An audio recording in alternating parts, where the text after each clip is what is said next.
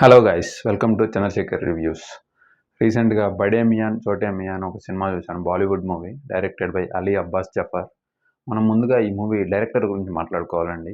ఈ డైరెక్టర్ పాత మూవీస్ నేను ఒక 4-5 చూశాను. టైగర్ జిందా హే, ఇంకా సుల్తాన్, అలాగే ఖాళీ పీలి అని ఒక సినిమా ఉంటుంది. ఆ సినిమాలో యాక్టర్స్ అంతా కొత్త యాక్టర్స్, ఎవరు తెలియదు, కానీ ఆ సినిమా కొంచెం బాగుంటుంది. ఇంకా ఈ డైరెక్టర్ తీసిన మూవీస్లో నేను చూసిన వాటిలో నాకు బాగా నచ్చింది అయితే సుల్తాన్ అనే మూవీ. తర్వాత టైగర్ జిందా హే కొంచెం నచ్చింది. ఇక రేస్ 3 అని ఒక మూవీ తీశాడు ఈయన, అది ఉంటుంది. ఇంకా వరస్ట్ మూవీ అసలు అది. దానికి ఐఎండిబిలో రేటింగ్ 1.4 ఉంటుంది. అప్పట్లో ఈ సినిమా మీద తెగ ట్రోల్స్ కూడా వచ్చాయి. మన హీరో సల్మాన్ ఖాన్ భుజాల మీద లాంచ్ ప్యాడ్ పెట్టుకొని, అదే మిసైల్స్ పెట్టుకొని లాంచ్ చేస్తాడు. అది అప్పుడు ఘోరంగా ట్రోల్ అయింది. ఈ మూవీకి అయితే 1.4 ఉంటుంది. వరస్ట్ మూవీ అసలు. ఇక ఇప్పుడు ఈ బడే మియాన్ చోటే మియాన్ చూశాను. ఈ మూవీలో మెయిన్ లీడ్స్లో మన అక్షయ్ కుమార్ గారు, ఇంకా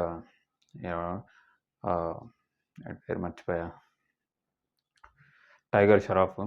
ఈయన టైగర్ షరాఫ్ని యాక్టింగ్ చేయమంటే స్టంట్లు చేస్తాడు తప్పక, బాడీ చూపించడం స్టంట్లు చేయడం తప్ప ఆయనకి యాక్టింగ్ రాదు, పెట్టదు. ఊరికే ఎగురుతూ ఉంటాడు స్లీవ్లెస్ వేసుకొని. చిరాగ్గా ఉంటుంది ఈ సినిమా అయితే. అసలు ఎంత వరస్ట్ అంటే అంత వరస్ట్. ఒక మంచి యాక్షన్ మూవీని ఎలా తీయకూడదో వీళ్ళని చూసి నేర్చుకోవచ్చు, అంత వరస్ట్గా తీశారు. సినిమా స్టార్టింగ్లోనే బోర్ కొట్టేస్తుంది అసలు. స్టార్టింగ్లోనే ఒక మన ఇండియన్, ఈ సినిమా అంతా ఆర్మీ లెవెల్లో ఉంటుంది. అట్లా స్టార్టింగ్లో మన ఆర్మీ వాళ్ళు ఒక ప్యాకేజ్ని వేరే చోటుకి ట్రాన్స్ఫర్ చేస్తుంటారు. దానిపైన శత్రువులు దాడి చేస్తారు.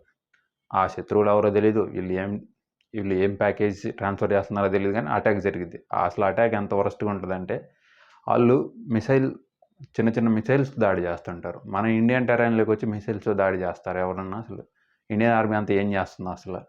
అట్లా ఉంటుంది ఈ సినిమాలో అంతా. ఇక మన హీరోలు ఇద్దరు సోల్జర్స్. ప్రతి మిషన్కి వీళ్ళిద్దరే వెళ్తారు, టీం ఉండదు, ఏం ఉండదు. వీళ్ళు అంత పెద్ద పోటుకు వెళ్ళాలనిపించింది నాకు అప్పుడప్పుడు మధ్యలో.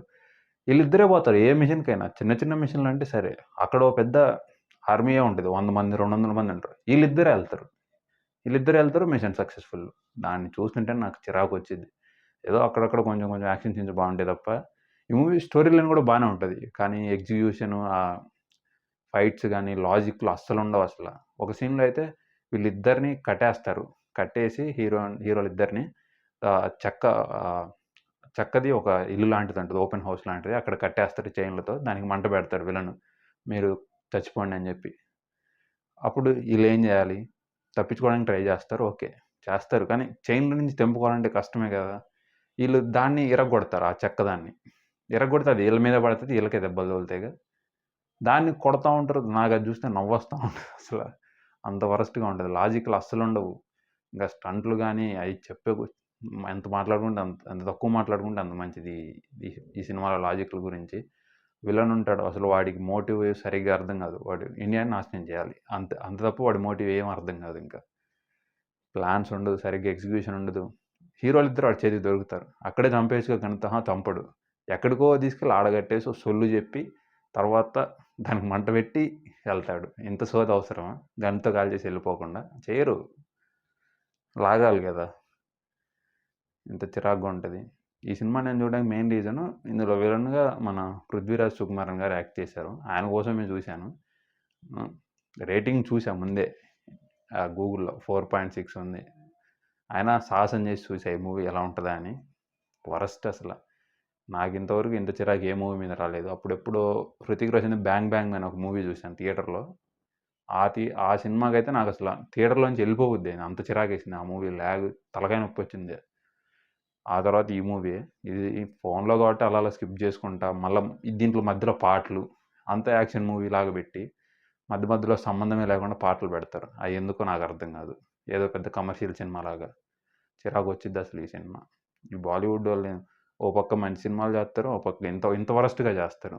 అసలు వాళ్ళకి అనిపించదేమో చూసేటప్పుడు, సినిమా షూట్ చేసిన తర్వాత చూసేటప్పుడు మరీ ఇంత ఇల్లాజికల్గా ఉందని కూడా అనిపించదేమో. ఏదో చూసేస్తారులే ఆడియన్స్ అన్నట్టు చేసేస్తున్నారు. చాలా చిరాకుగా ఉంటుంది ఈ మూవీ. వీలైనంత వరకు అవాయిడ్ చేసేయండి ఈ మూవీని. అదండి ఈ సినిమా గురించి.